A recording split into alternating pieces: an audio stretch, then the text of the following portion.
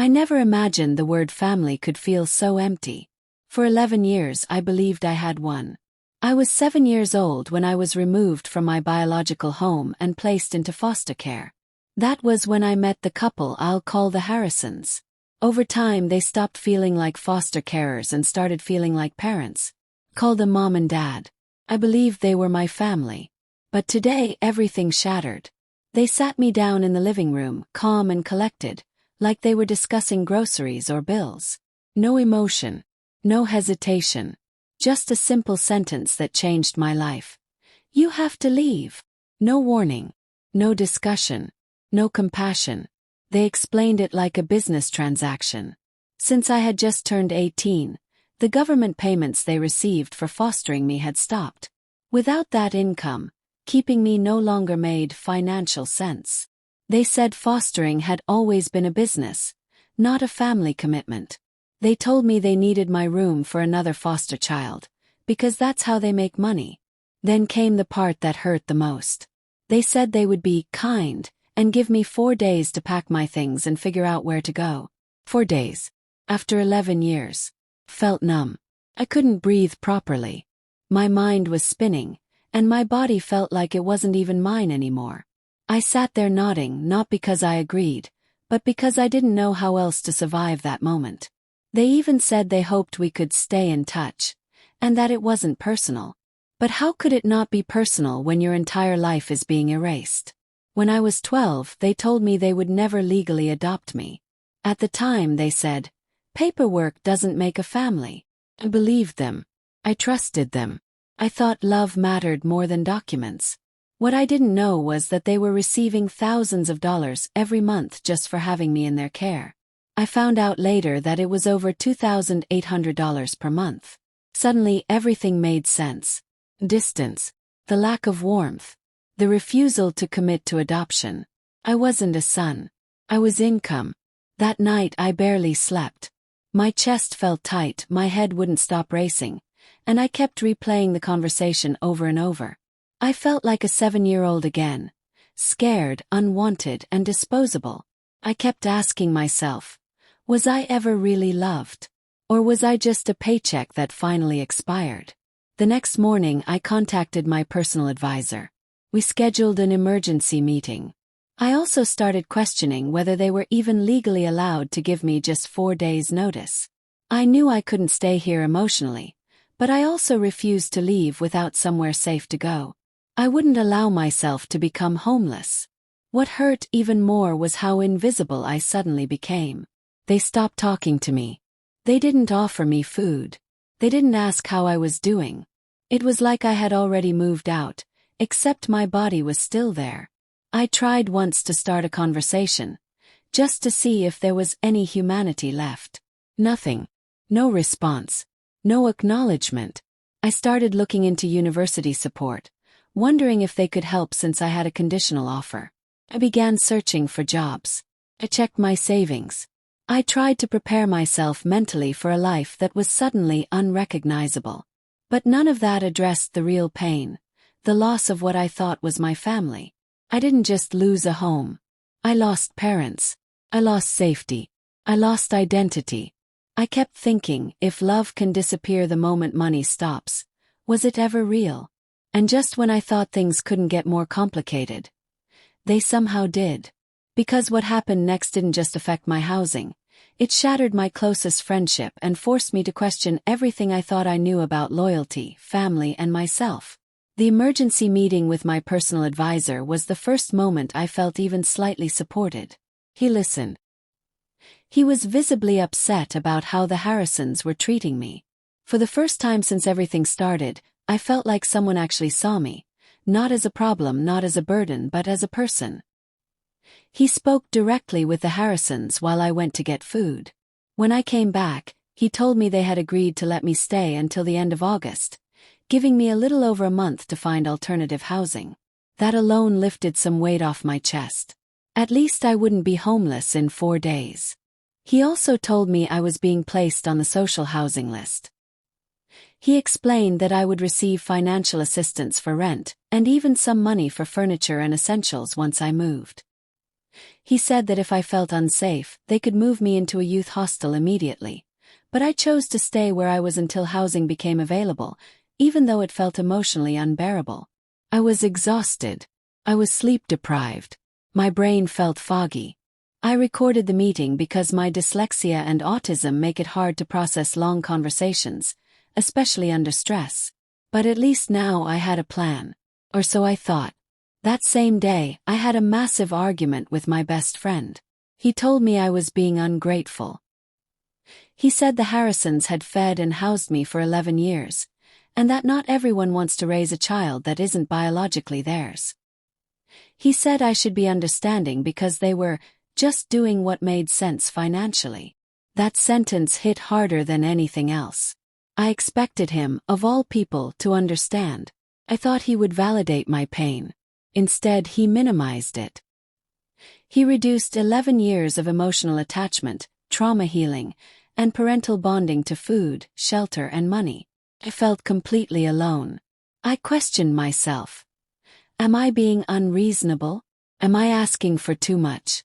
Should I just be grateful and walk away quietly? But deep down, I knew this wasn't about gratitude. It was about betrayal. You don't raise a child for 11 years, call yourself their parent, tuck them into bed, comfort them when their birth family rejects them, and then suddenly say, "This was business." That's not care. That's emotional abandonment. I decided I would talk to my friend again after I had slept. I needed him. I needed someone, anyone on my side. 'Cause right now I felt like I had no one. Then something happened that I never expected. My foster brother, their biological son, found my original Reddit post. I don't know how he found it. Maybe it popped up on his feed. Maybe someone sent it to him. But suddenly, my private pain wasn't private anymore. He came to my room holding his phone. "Did you write this?" he asked. I tried to deny it. I'm a terrible liar. He knew immediately. He told me he had no idea what was happening. He said he was shocked, angry, and completely against his parents throwing me out. He said he was told that I had requested to move out, not that I was being forced. He shared my post in the family group chat, telling his parents they needed to read it and understand the impact of their actions. I didn't want him to do that. Not because I was ashamed, but because I was terrified of what would happen next. They read it. They didn't respond. I locked myself in my room. My chest tightened. My hands shook. My heart raced. I felt a panic attack building. That familiar suffocating wave of fear that makes it hard to breathe, think, or exist. Felt exposed. Vulnerable. Unsafe. And then I started writing something I never thought I would have the courage to write. Because what I wrote next wasn't just a message. It was a confession, a goodbye, and a breaking point all at once. I sat on my bed staring at my phone, hands shaking, heart pounding. I didn't know if I would ever send the message. But I needed to write it. I needed to put into words everything I had been carrying since I was 7 years old. I started from the beginning. I wrote about how I entered their home as a scared child who had never known consistent love. How I had been taught to fear authority. How emotions were dangerous. How affection was conditional. How safety was temporary. I wrote about how confusing it was when they first showed me kindness. Real kindness. How I couldn't understand why someone would love me without hurting me. How I couldn't believe I deserved anything good. I reminded them of moments they probably forgot. Like when I once told them they could hurt me if I misbehaved because I thought that's what love was. I told them how they slowly taught me to trust. How they showed me that I wasn't broken, unworthy, or unlovable. I told them about the first time I ever felt truly safe.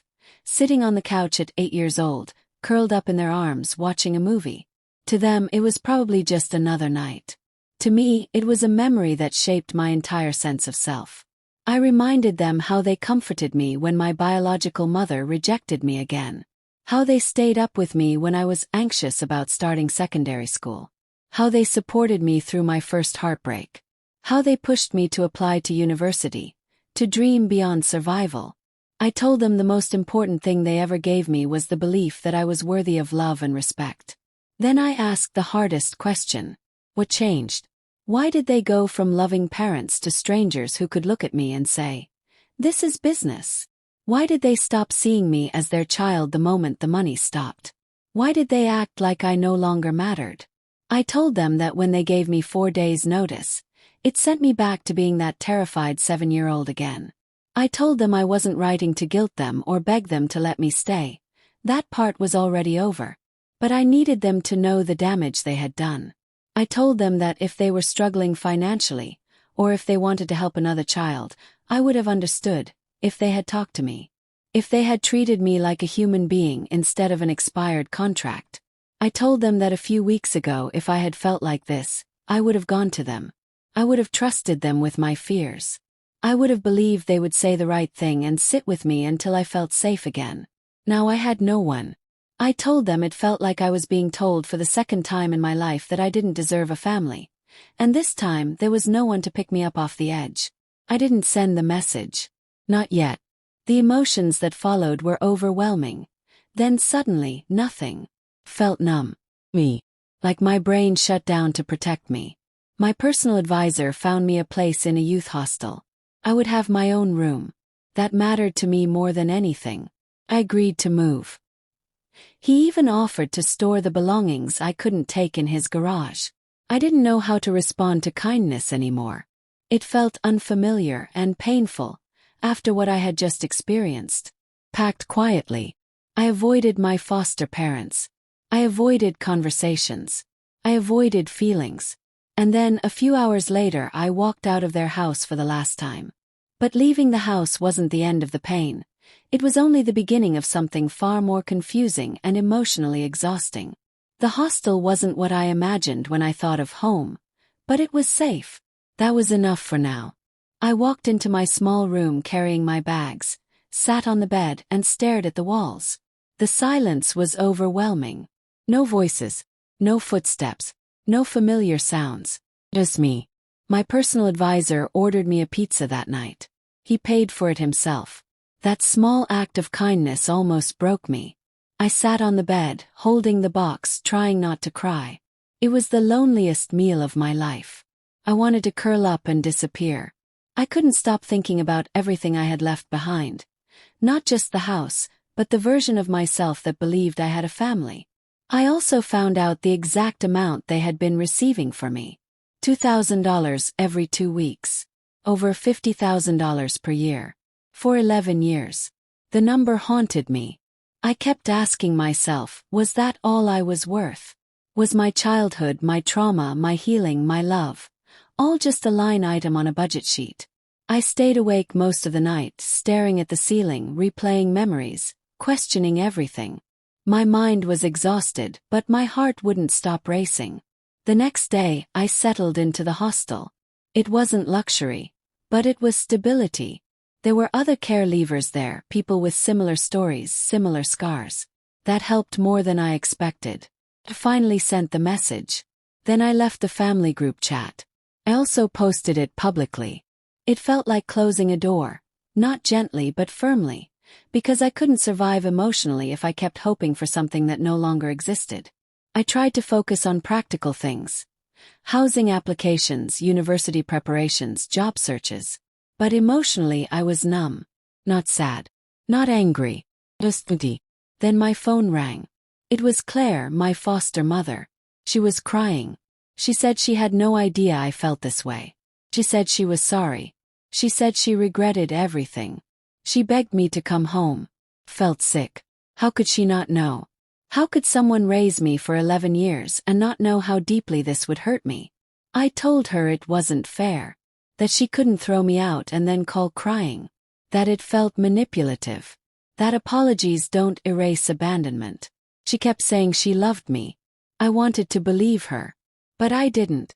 I felt confused, angry, guilty, and heartbroken all at once. My mind couldn't process how someone could say, "I love you, and you have to leave" in the same breath. Hung up. She started texting. Blocked her. And then, for the first time since this started, I felt like the bad person.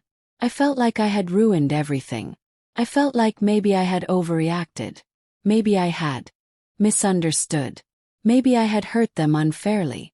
But another part of me whispered, No one throws their child away if they truly love them.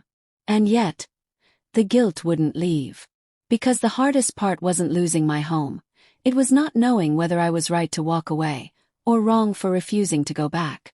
After blocking her, I sat on my bed and stared at my phone for a long time. I kept expecting it to light up again.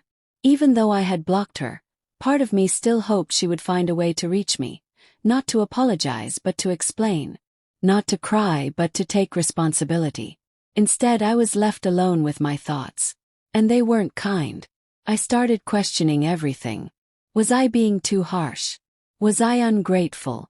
Did I misinterpret their intentions? Was I expecting too much? I replayed the call in my head over and over. The crying, the apologies, the begging, felt real, sounded sincere. But something about it didn't sit right. If she truly didn't know how I felt, what does that say about our relationship? If she truly loved me, how could she throw me out without warning?